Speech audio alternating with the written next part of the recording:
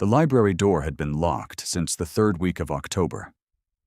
Not quietly locked, not apologetically locked, but locked with a key the size of a man's palm and a spoken order that descended through the household like a sentence handed down from a bench.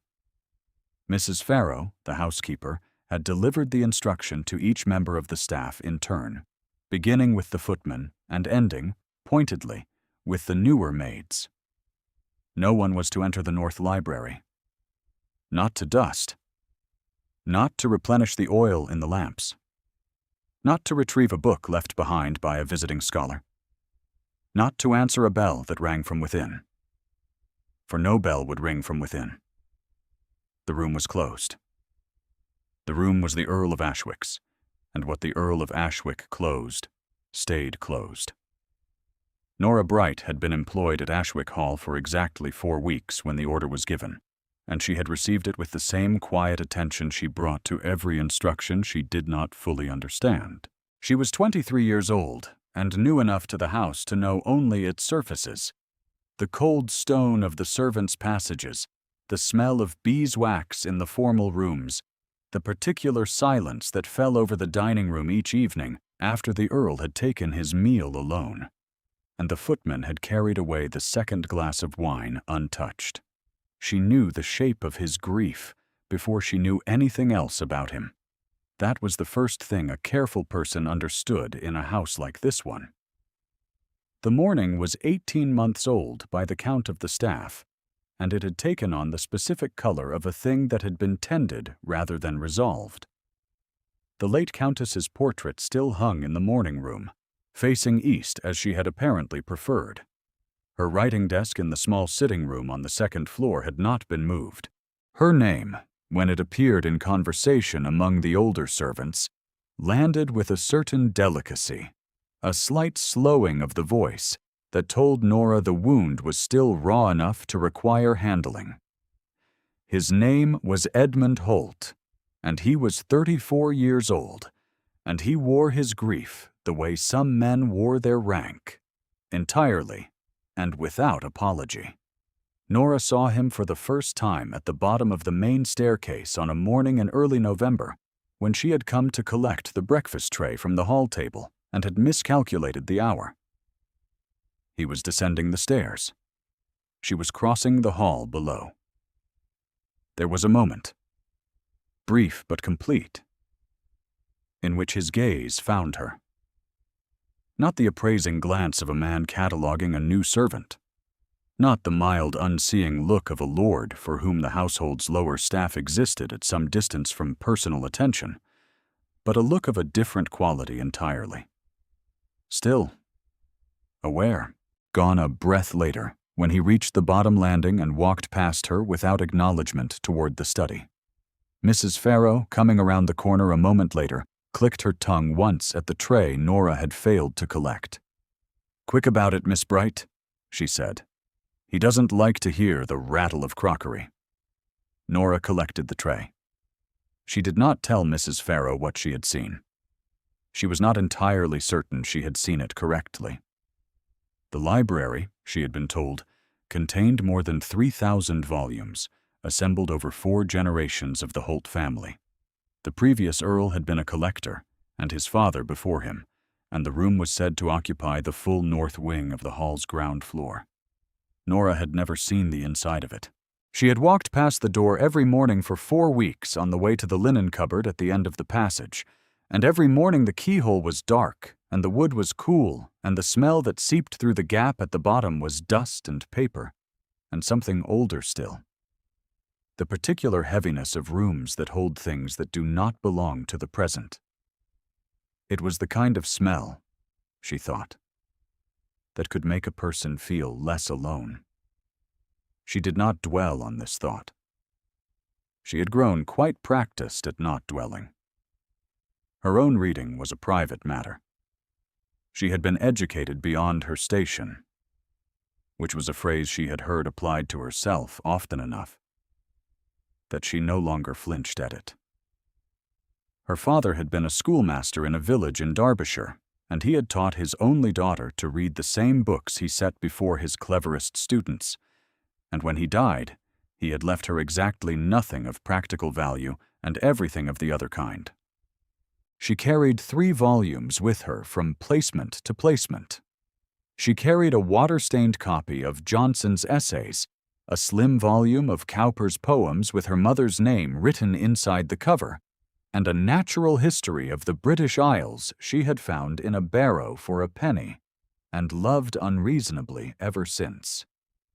These lived in the bottom of her trunk beneath the spare aprons and a flannel she no longer used. She read by candlelight after the other maids were asleep, moving her lips when she thought no one could see. And she had long since made her peace with the fact that no one in the household she served would ever know this about her. It was not difficult to keep a private life. The world had decided she was merely competent and plain, and what the world decided it did not trouble itself to look beyond. The order about the library came down again on the second occasion, with more force. A young footman named Thomas had been seen testing the door handle on a Wednesday morning, and the consequences, though not dramatic, had been thorough enough that no one in the household missed their meaning. The Earl had spoken to Mrs. Farrow. Mrs. Farrow had spoken to the staff. The staff had understood that the North Library was not a matter for curiosity. If you find yourself wondering why, Nora's supervisor, the round and practical woman named Mrs. Collier, who oversaw the maids, told her that evening, "Do not wander in any direction that takes you near that passage after the 4th hour." Nora said she understood. She did understand. She wondered anyway. The particular quality of Edmund Holt's prohibition was what drew her attention. She had served in 3 houses before this one, and in each she had encountered the specific architecture of a lord's private grief. The locked room, the portrait kept or the portrait removed, the ritual of meals alone. What she had not encountered was an order delivered with such precise anxiety. The footmen were not instructed to stay out of the library because the Earl required privacy. They were instructed to stay out because, as Mrs. Farrow had said once and once only, he could not always be responsible for what someone might find. This was an unusual thing to say. Nora filed it away. The first time she saw the light under the door was on a Thursday evening in November, when a gutter on the upper floor had sent water down the interior wall, and Mrs. Farrow had sent Nora to check the north passage for damp before the damage spread to the plaster.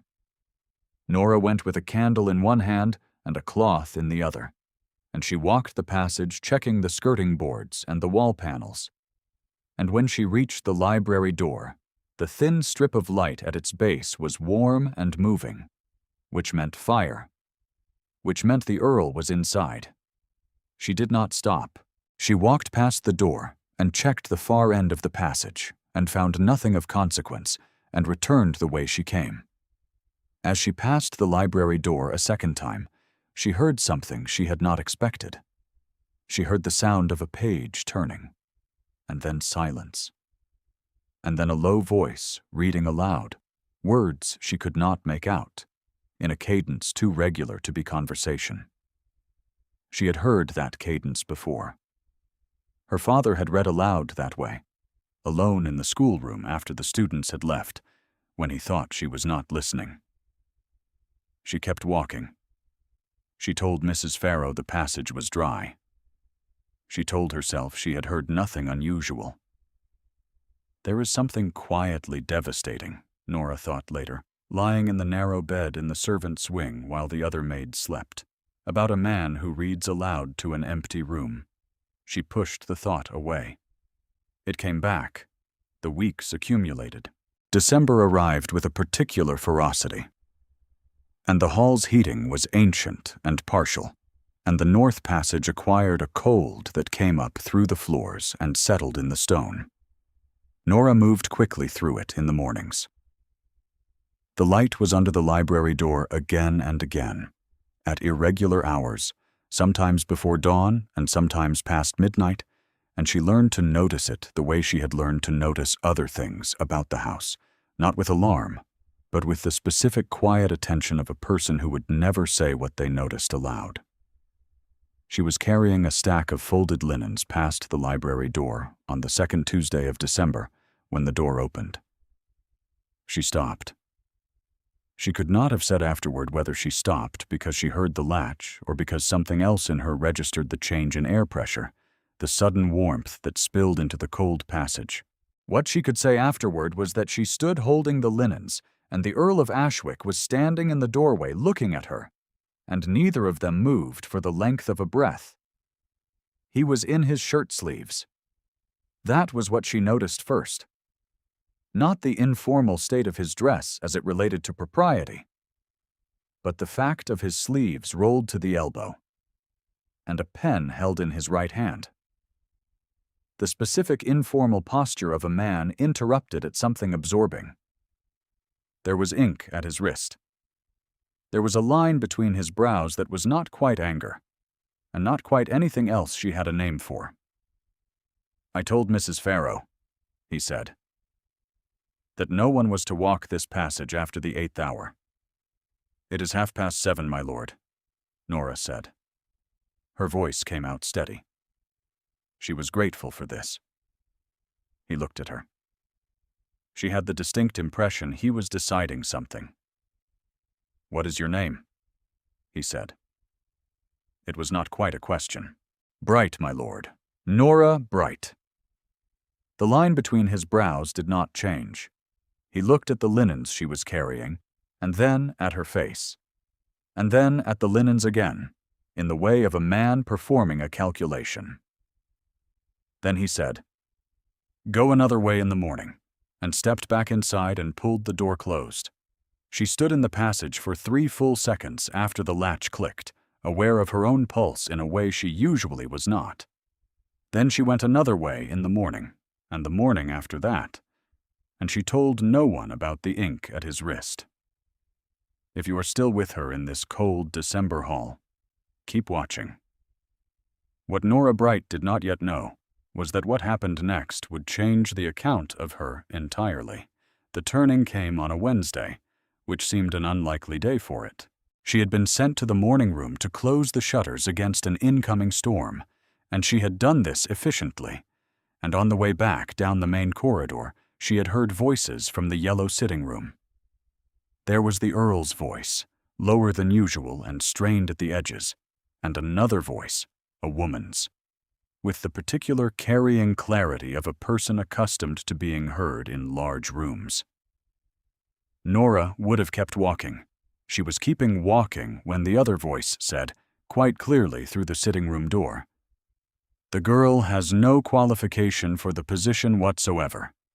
A maid who fancies herself something more is a maid who has forgotten her station." She stopped.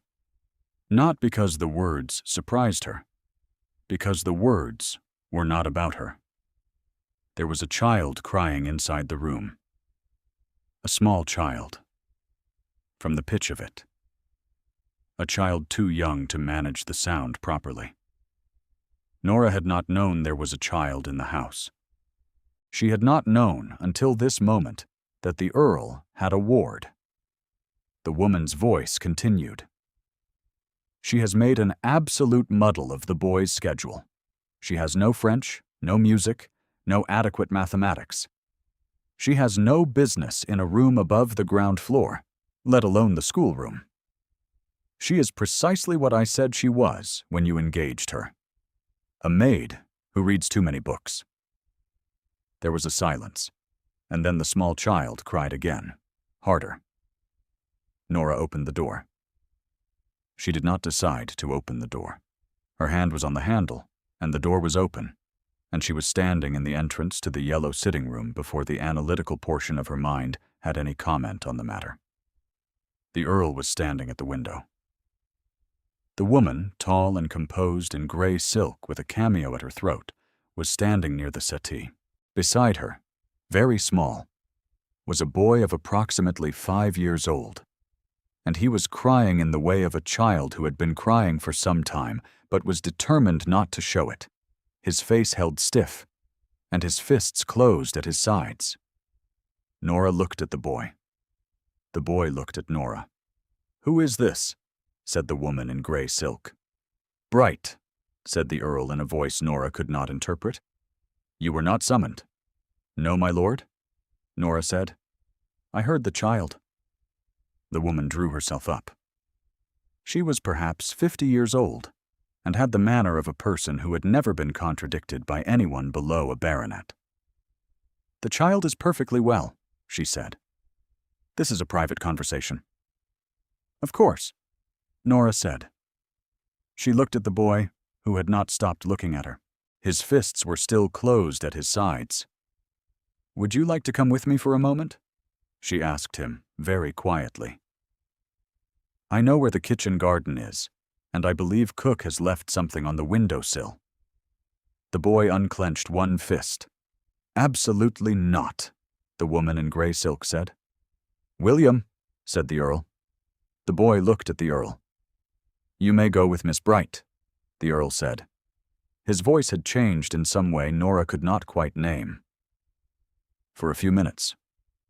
William came to her side in 3 steps, and Nora took him out of the room and down the corridor. And when they reached the kitchen passage, and the cold air, and the smell of bread baking, the boy let out a long breath and unclenched both fists. Is she going to send my governess away? He asked. I do not know, Nora said. What is your governess's name? Miss Pierce, the boy said. She reads to me every evening. Not the approved books, the other ones. Something shifted in Nora's chest. That, she said, sounds like a person worth keeping. She brought him to the cook, who gave him a biscuit, and she brought him back to the corridor outside the yellow sitting room 30 minutes later, and by that time the woman in gray silk was gone, and the Earl was standing alone in the hallway, looking out the window at the storm coming across the park. He did not look at her when she brought William back. He said only, Thank you, Miss Bright, in the low-level voice she had come to recognize as the voice he used when he was working, not to say something else. She curtsied and went. The library door was unlocked for the first time in 6 weeks on the following Saturday morning. Nora noticed the change in the passage the way she had learned to notice everything in this house, from the corner of her attention, without stopping, without acknowledging to anyone else, that she had noticed. The keyhole, which had been dark since October, showed a faint rectangle of gray light. The door had not been pulled fully to. It stood open by perhaps 2 inches. She stood in the passage with her cleaning cloth and her candle and the weight of her own good sense, and she stood there for considerably longer than made any practical sense, and then she went to the door and set her hand flat against the wood and pushed. The room was everything she had imagined, and then considerably more. The shelves ran floor to ceiling on all 4 walls, interrupted only by the north-facing windows and the fireplace, which was cold. The books themselves were old and densely packed, the spines cracked and faded in that specific way of volumes that had been consulted rather than collected. On a long oak table at the center of the room, papers were spread in a particular order, not chaos, but a working arrangement, the kind a person builds when they have been inhabiting a problem for a long time. There were notes in a narrow, controlled hand. There were 3 volumes open simultaneously, weighted at their corners with smooth stones. There was a half-eaten piece of bread on a plate at the table's edge that she suspected had been there since Thursday. She was inside the room. She had not been inside the room. She ought to leave the room. She set down her candle on the writing table because there was nowhere else to put it safely, and she looked at the books on the nearest shelf.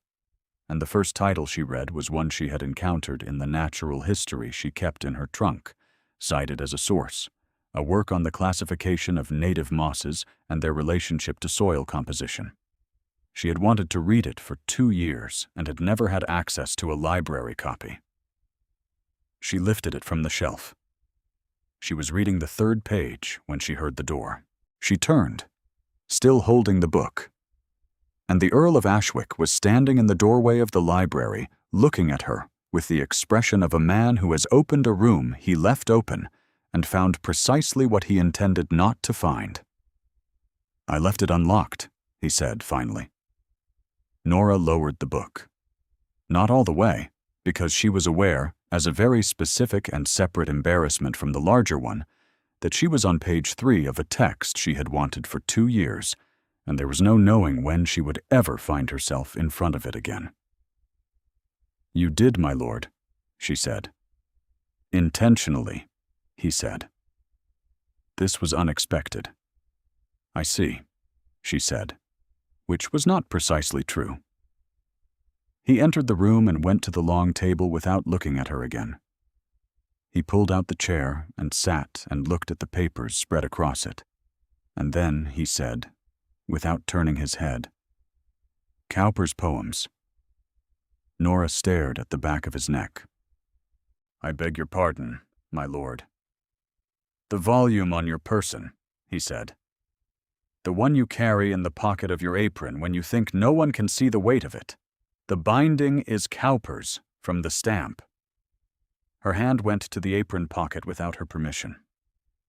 The slim volume was there. It was always there.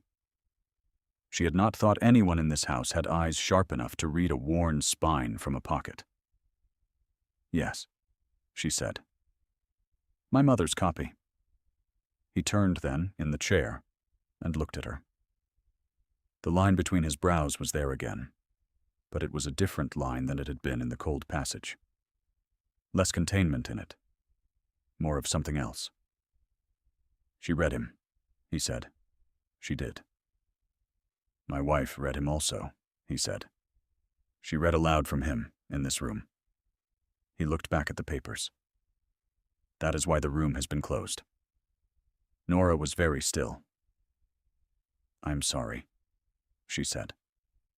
"Do not apologize," he said. "Sit down, if you intend to read that. There is a better light at the left-hand window." She sat. She was not certain she had agreed to sit. She found herself in the chair at the left-hand window with the book on natural mosses open in her lap and the thin November light coming through the glass and the sound of the Earl's pen moving across the paper at the long table. And she read for a period of time she did not think to measure, and the cold room was not cold, in the way it had been cold in the passage, and she did not speak, and he did not speak.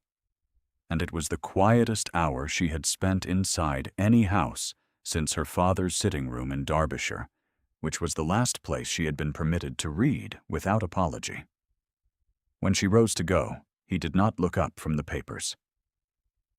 "Leave the book on the shelf when you are finished with it," he said. "You may take another." She replaced the book. She took another. She left. The woman in gray silk's name was Lady Pendleton, and she was Edmund Holt's maternal aunt, and she came to the hall twice in December and once in early January with a purpose as clear as it was unspoken. She intended to select a wife for her nephew, and she intended that wife to be the eldest daughter of a baronet in the neighboring county, a composed and accomplished young woman named Miss Derham, who arrived at the hall on the occasion of Lady Pendleton's second visit, and sat in the drawing-room receiving the household's deference with the particular ease of a woman who had been told her whole life that deference was her natural due. Nora served tea on that occasion. She had served tea before, and she would serve tea again. And she had no personal feeling about Miss Derham, who was not unkind and not striking, and who looked at the Earl of Ashwick across the drawing-room with the composed expectation of a transaction she expected to conclude by spring. Lady Pendleton's eye moved to Nora twice during the tea service. It moved the way a person's eye moves when they are confirming the presence of something they had not expected to find in its current location. Afterward, in the kitchen passage, Mrs. Farrow took Nora aside and said, "Lady Pendleton has asked who you are." Nora waited. "She has asked," Mrs. Farrow continued, with a particular careful quality in her voice, "whether you have been spending time in the library." "On occasion," Nora said, "when my duties are complete."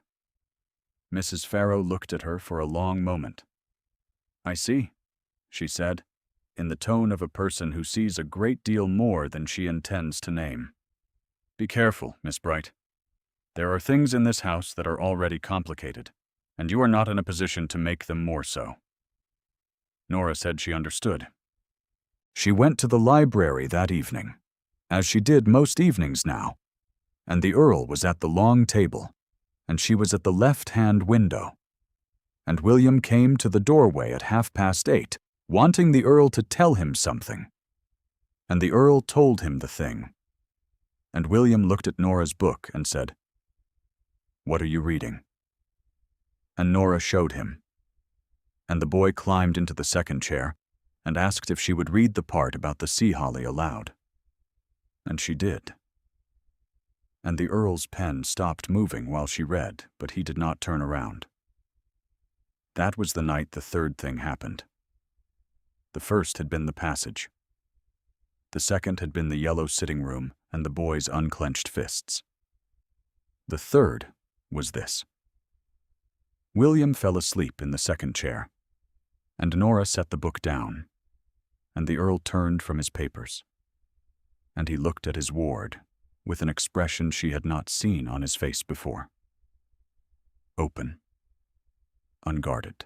Something behind his eyes that was not grief and was not calculation, but was closer to the expression of a man who has looked up from a long, dark piece of work and found himself surprised by the quality of the light. He did not speak. She did not speak. She rose and drew the blanket from the ottoman over William's shoulders, and when she looked up, the Earl was watching her. Not the boy, with that same unguarded look. And she understood, with the specific clarity of a person who has spent a very long time not being seen, that she had been seen. She curtsied and left. In the passage, alone, she stood with her back against the wall and breathed until her hands were steady. She was just a maid who read too many books. This was what the world had decided, and what Lady Pendleton had confirmed, and what Nora herself had agreed to, because agreeing cost less than arguing, and she had no surplus for the fight. She told herself this on the way to the servants' wing. She told herself this for the 3 days that followed, during which the Earl spoke to her precisely twice, both times about books, both times briefly, and both times with a formality that had not been present in the library, but was present everywhere else in the house. This was how it was, she told herself. This was the correct shape of the thing. Lady Pendleton came back in January with Miss Derham and a solicitor, and the implicit weight of a plan that had progressed past the preliminary stage. She also came with information. Nora heard it from Mrs. Collier, who had heard it from the footman who had collected the bags from the carriage. Lady Pendleton had spoken to her nephew before the visit, by letter. And the letter had included a description of the Earl's habits that the household had not been aware Lady Pendleton possessed. She knew about the library. She knew about the irregular hours. She knew that the maid named Bright had been admitted to the room, and she had drawn from this knowledge the only conclusion available to a woman of her particular formation, which was that the household had become irregular, and her nephew had become soft, and it was the library itself, not the grief. That was now the problem. The order came down that Thursday morning through Mrs. Farrow, in the same tone as the original order, but with a finer edge to it. Miss Bright was not to enter the library under any circumstances, not during her duties, not after her duties, not by invitation, not at all. Mrs. Farrow delivered the instruction with her eyes somewhat to the left of Nora's face, which was the position Mrs. Farrow's eyes took when she was delivering a message she did not agree with, but could not refuse. "I expect you to comply," Mrs. Farrow said. "Of course," Nora said. She complied. She did not go near the library that Thursday or that Friday. She did her work, which was extensive and physical. and left her no time she had not already filled. And at night, she read by her candle in the servants' wing. And she did not think about the room at the end of the passage, or the oak table, or the sound of the Earl's pen, or the way William had looked at her over the natural history of the British Isles with a child's uncomplicated delight in being read to. She thought about it constantly. She told herself she was not thinking about it. Saturday morning came with a frost so hard the kitchen garden was white, and Nora was up before 6 to help carry water from the pump, and at 8:30 she was crossing the main hall with a stack of fresh firewood for the morning room when she heard the voice. It was Lady Pendleton's voice, and it was coming from the library. The library door was open. Lady Pendleton was standing inside the library, and Miss Derham was beside her, and they were examining the papers on the long table with the attention of women who had been given permission to examine something and intended to make use of it. Lady Pendleton was holding one of the weighted stones that kept the pages flat, turning it over in her gloved hand. "The work is disordered," Lady Pendleton said. "He will never finish it. He needs a different environment. Holt Park in Warwickshire would suit Miss Derham far better than this draughty ark." "The boy," Miss Derham said mildly. "The boy will adapt," Lady Pendleton said. "He is 5. Children that age adapt to anything, provided one is sufficiently firm." Nora stood in the doorway with the firewood in her arms and looked at the weighted stone in Lady Pendleton's gloved hand and at the papers spread on the long table, which the Earl had been arranging and rearranging for weeks, and at the open volume that had been carefully weighted at its corner since November. And she felt something shift in her chest that was not the careful, measured patience she had cultivated across 3 placements and 4 years of service. She walked into the library. "Lady Pendleton," she said, "I believe the Earl has asked that those papers not be disturbed." Lady Pendleton turned. Her face arranged itself into the expression she wore for people who had misjudged their position in a room.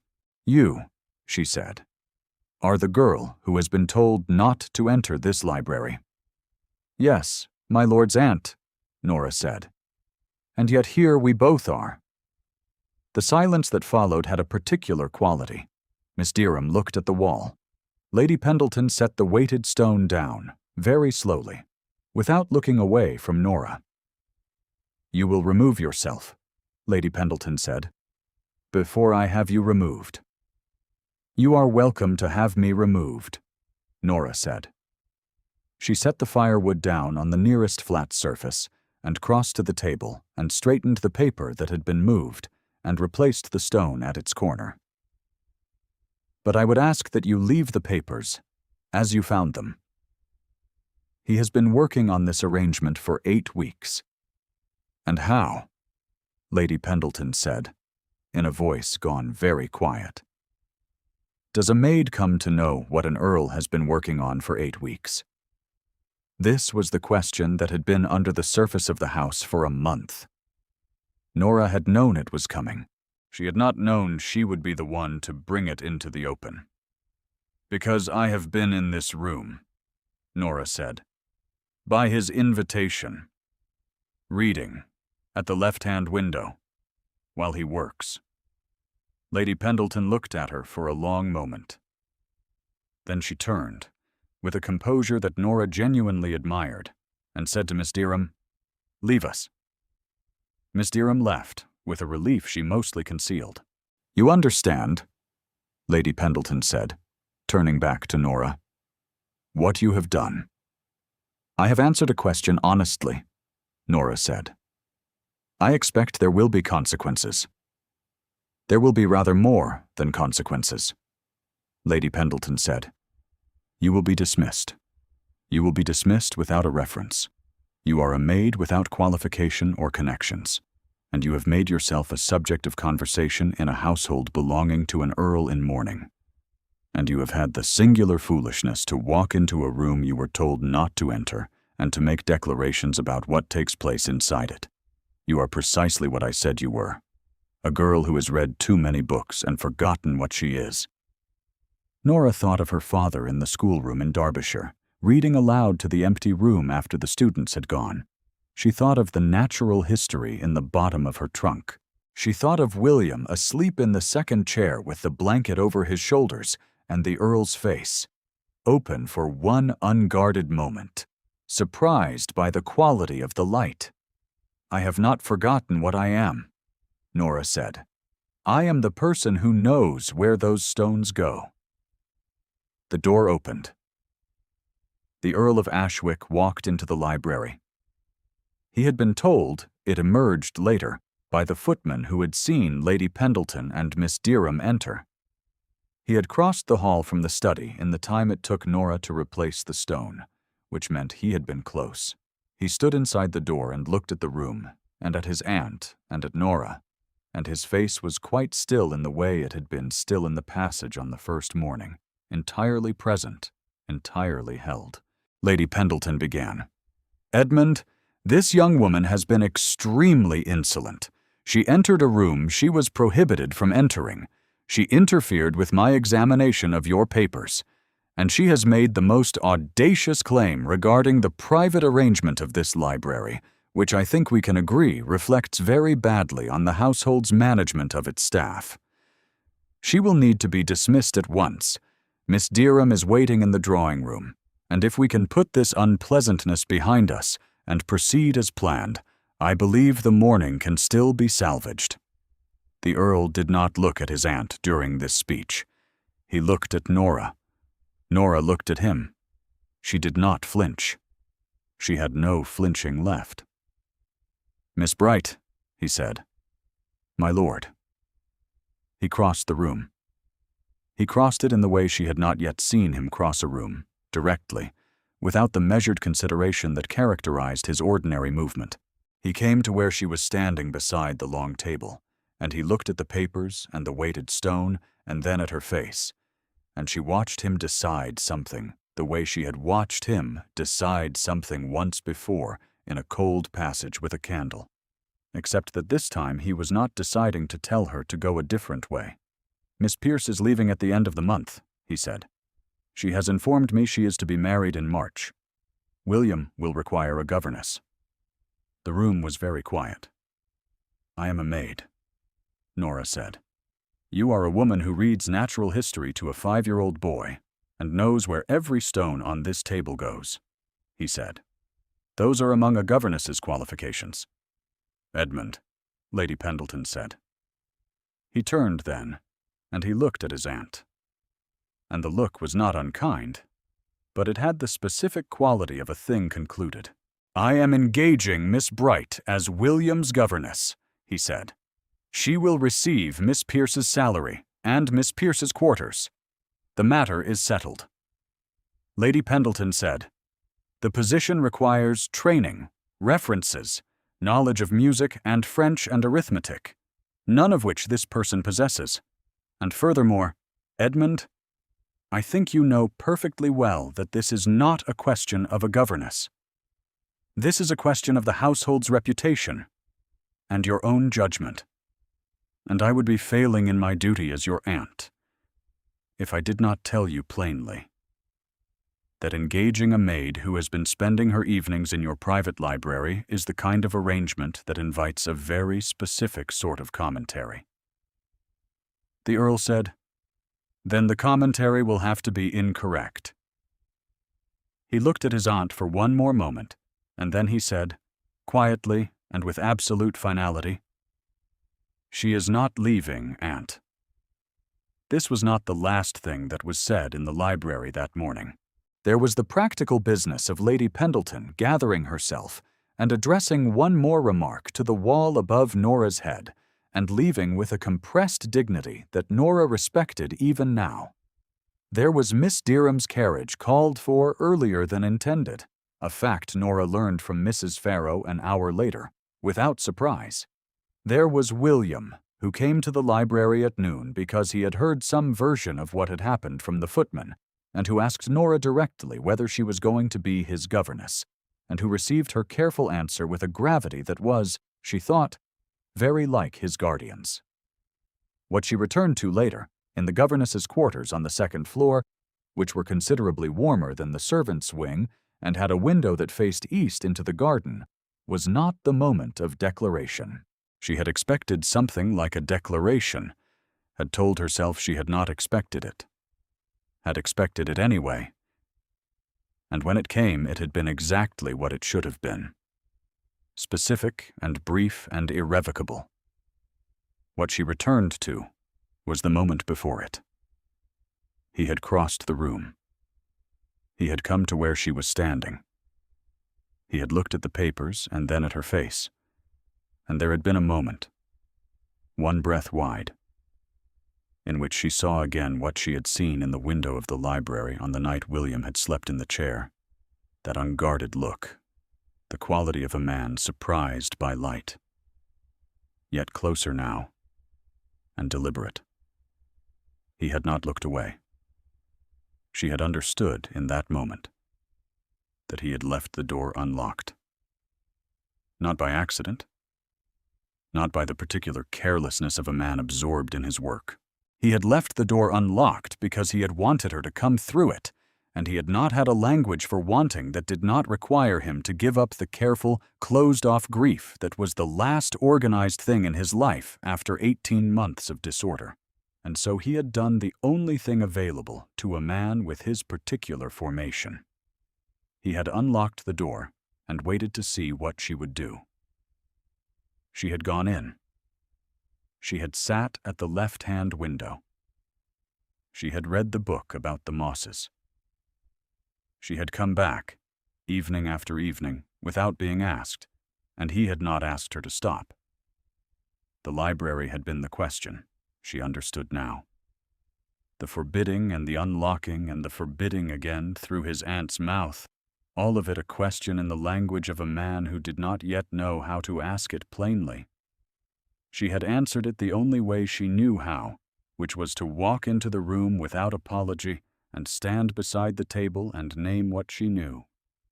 She sat by the east window in the governess's quarters and opened the natural history of the British Isles to a page she had read many times, and outside the frost was lifting and the garden was turning from white to gray-green, and William knocked on the door at 3 p.m.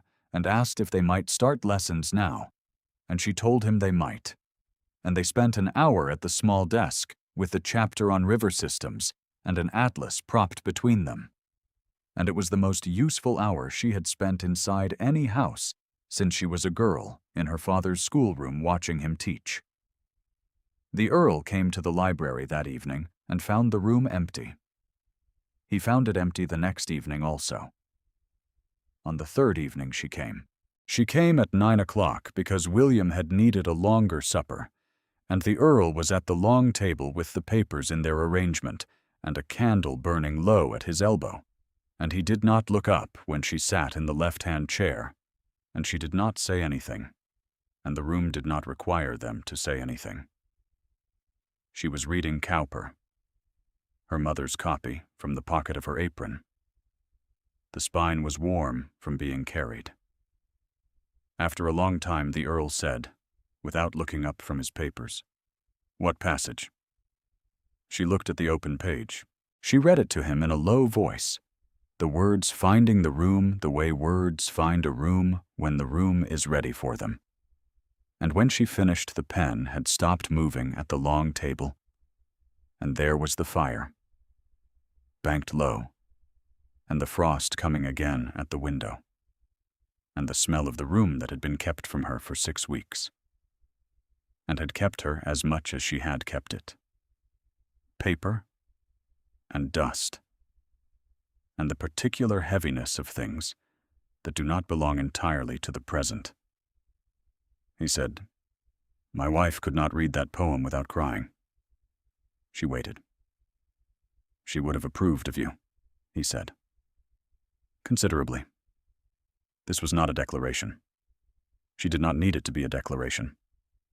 It was what it was, the specific costly honesty of a man who does not speak easily, offering the one thing he had left to give, which was the permission to be present in the same room as his grief, without flinching from it. "I am glad," she said. The fire settled. He turned back to his papers. She read on. It was the spring before anything further was said that required words to contain it, and when it was said in the library, in the morning, with William somewhere in the garden beyond the window, and it was brief and it was sufficient, and it was followed by a silence neither of them moved to fill, because neither of them had any interest in filling it with anything other than the thing itself. By midsummer, Nora Bright had a different name, and a different room, and the same pocket, and the same slim volume of Cowper in it. Worn now to the shape of her hand, her mother's name inside the cover and below it. In a narrow and controlled script she recognized. Her own. The library door was never locked again. William grew tall enough to reach the third shelf and began selecting his own reading, which he reported to Nora each morning at breakfast and to the Earl each evening in the library, where the three of them had established, without ever formally agreeing to it, the specific quiet rhythm of people who have found their way into the same room and have no intention of being shut out of it again. On an evening late in October, a year after the first frost, Nora sat at the left-hand window and watched the last light go from the garden, and on the table at the center of the room, the Earl's papers were arranged in their order, and beside the plate that William had brought for his guardian's supper, forgotten and cooling, sat the weighted stone that had spent the whole winter and spring and summer in its proper corner, the stone she had replaced the morning Lady Pendleton had turned it in her gloved hand. William had asked her once what it was for. She had shown him. The weight that held the open page flat so the wind from an opened window did not disturb the work. A small thing. A thing so obvious in its purpose that it required no explanation once you had seen it used. He had nodded with the earnest satisfaction of a boy who has understood something. And she had watched him understand it, and across the table the Earl had watched her watch him. And the light in the room was warm and particular. The kind that came only at this hour in this season, golden and already going, and none of them moved to interrupt it. If you have stayed until the end of this story, leave a quiet word in the comments about what you will carry from it. This room, and these three people, and this particular quality of light are yours now to keep. The candle burned on. The garden went dark. The weighted stone held the page.